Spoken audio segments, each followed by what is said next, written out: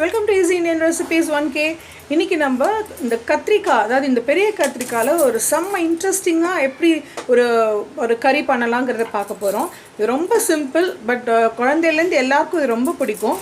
இதை என்ன பண்ணணும், நல்லா வாஷ் பண்ணி தொடச்சிட்டு இந்த மாதிரி தின் ஸ்லைசஸாக நம்ம கட் பண்ணி எடுத்துக்க போகிறோம். இது இந்த பெரிய கத்திரிக்காயில் ஓரளவுக்கு மீடியம் சைஸாக பார்த்து வாங்கினா நல்லா இருக்கும் பார்க்குறதுக்கு. இப்போ இந்த மாதிரி கட் பண்ணி வச்சுட்டாச்சு. இப்போ நெக்ஸ்ட் என்ன பண்ண போகிறோம்னா, ஒரு பிளேட்டில் கொஞ்சம் புளிப்பாக சேர்த்தா தான் வந்து இந்த கத்திரிக்காயோட டேஸ்ட்டை என்ஹான்ஸ் பண்ணி கொடுக்கும். அதனால் நான் ஆம்ச்சூர் பவுடர் சேர்த்துக்கிறேன். அப்புறம் தனியா பவுடர், அப்புறம் ரெட் சில்லி பவுடர். இது உங்கள் காரத்துக்கு ஏற்ற மாதிரி நீங்கள் யூஸ் பண்ணிக்கோங்க.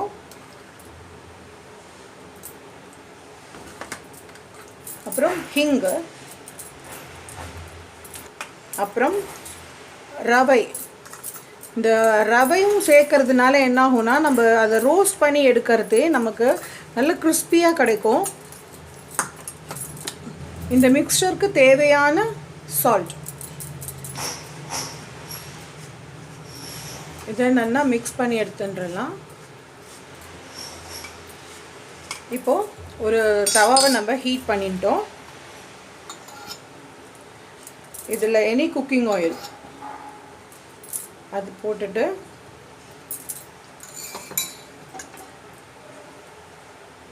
இப்போ என்ன பண்ண போகிறோன்னா, இதில் இந்த கத்திரிக்காய் கட் பண்ணினாலே ஒரு இந்த மாய்ஸ்சர் இருக்கும் இல்லையா, அதில் நம்ம இதை நல்லா டிப் பண்ணிட போகிறோம். டிப் பண்ணிவிட்டு இப்படி வச்சுட போகிறோம். இந்த மாதிரி ஒன்று ஒன்றா நம்ம டிப் பண்ணி வச்சாச்சுன்னா இது அப்படியே நம்ம ரோஸ்ட் பண்ணி எடுக்க போகிறோம்.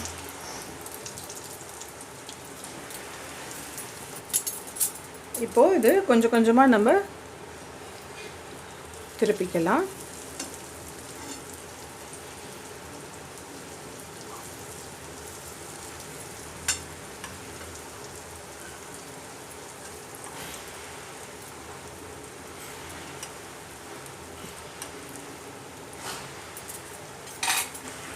இந்த மாதிரி நம்ம திருப்பி ரோஸ்ட் பண்ணியாச்சுன்னா நம்மளோட இந்த கத்திரிக்காய் எல்லாம் நல்லா சூப்பர் ரோஸ்ட்டாக கிடைக்கும்.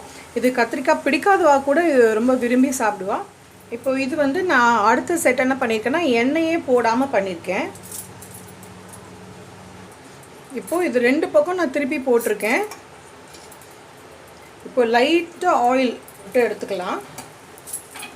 ஆயில் ரொம்ப சேர்க்க வேண்டான்றவா இந்த மாதிரி பண்ணிக்கலாம்.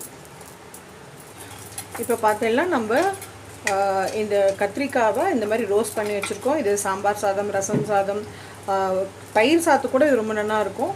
இந்த மாதிரி ஈஸியான இன்ட்ரெஸ்டிங் ரெசிபீஸ் நம்ம சேனலில் நிறைய இருக்குது. Stay tuned for more easy recipes. Thank you for வாட்சிங். பை பாய்.